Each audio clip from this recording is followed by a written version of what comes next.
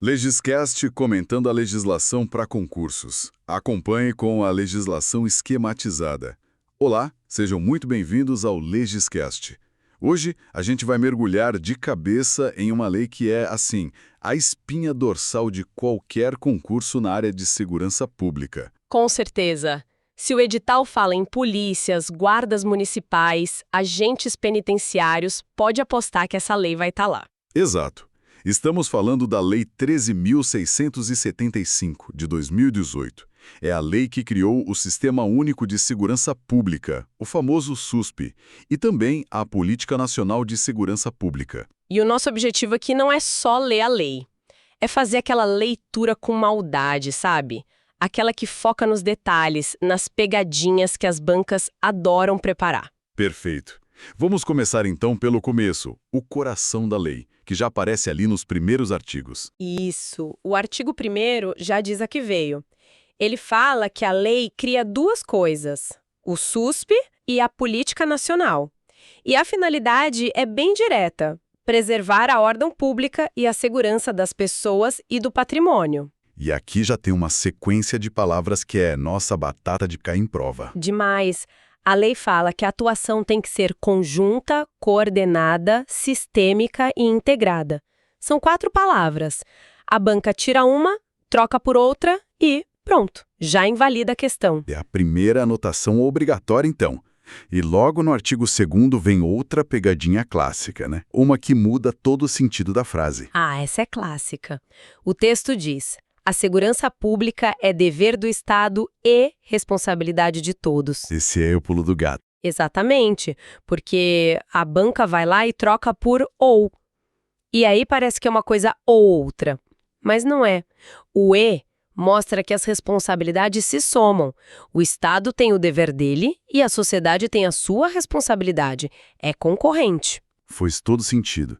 E o artigo 3º organiza o jogo, né? Ele divide as tarefas entre União, Estados e municípios. Isso, ele distribui as competências. De forma bem simples, a União cria a regra geral, a política nacional. E os estados, o DF e os municípios. Eles criam as suas próprias políticas, mas eles têm que seguir as diretrizes da nacional. Ou seja, eles adaptam para a sua realidade local, mas não podem inventar uma regra que vá contra a federal. A União dita o ritmo. Entendi. A base é nacional. Agora, vamos entrar numa parte que é talvez a mais traiçoeira para quem estuda. A diferença entre princípios, diretrizes e objetivos. Ah, essa é a tríade da prova. Artigos 4º, 5º e 6º. As bancas adoram misturar os itens dessas 3 listas. A principal tarefa do concurseiro aqui é saber diferenciar o que é o quê. Então, vamos tentar simplificar. Princípios, no artigo 4º, seriam o quê? O alicerce. Perfeito. Os princípios são os valores, a base de tudo. São as ideias fundamentais que guiam toda a política. Por exemplo, respeito aos direitos humanos. Certo.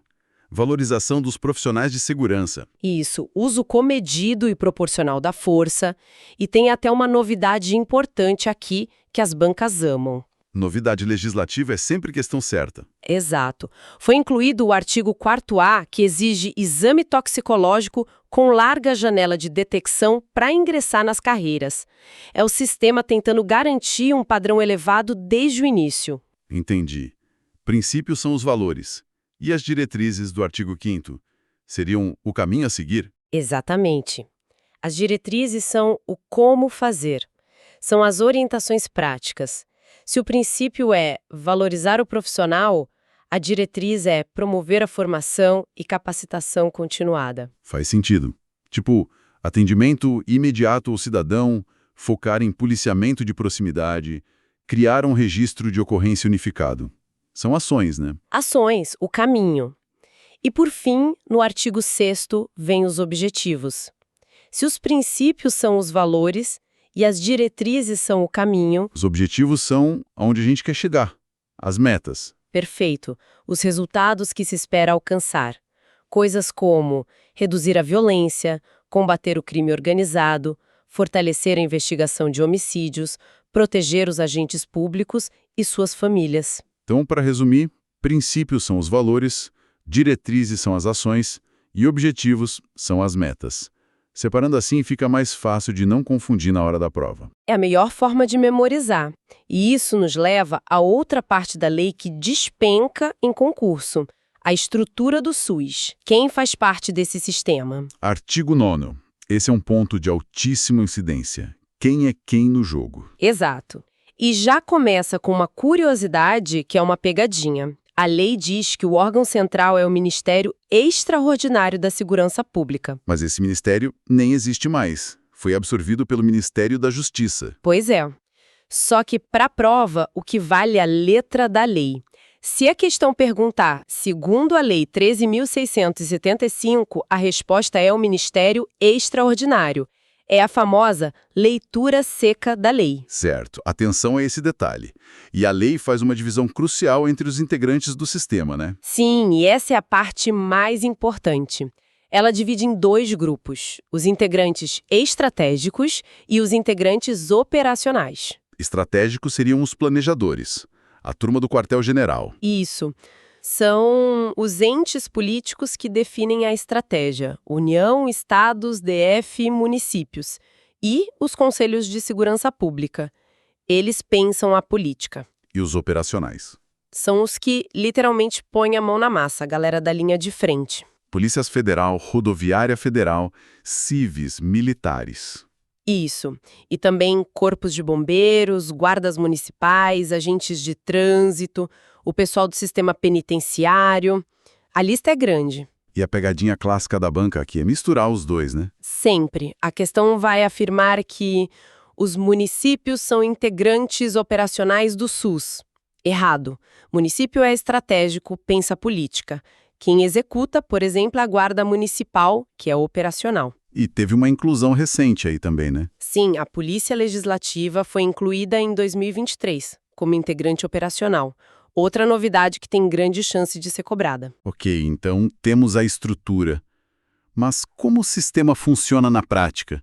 Quais são as ferramentas? Basicamente, a lei cria ferramentas para forçar a integração. A principal é o SINESP, o Sistema Nacional de Informações, lá no artigo 35. O grande cérebro do sistema, onde todos os dados deveriam estar. Exato. A ideia é que informações sobre crimes, sobre o sistema prisional, sobre armas, tudo fique integrado numa única base de dados, para acabar com as ilhas de informação entre os estados. Mas a gente sabe que nem sempre os entes colaboram. O que acontece com um estado, por exemplo, que não alimenta o SINESP com seus dados? Aí vem a parte mais importante, a sanção. Artigo 37. É a leitura com maldade. O ente federado que não fornece ou não atualiza seus dados, O que acontece com ele? ele poderá não receber recursos da União. Ou seja, a União pode fechar a torneira do dinheiro. Quer verba para segurança? Então tem que colaborar e compartilhar informação. É um mecanismo de coação financeira, basicamente. Uma forma de obrigar a cooperação. É a ferramenta mais forte da lei. E não é a única.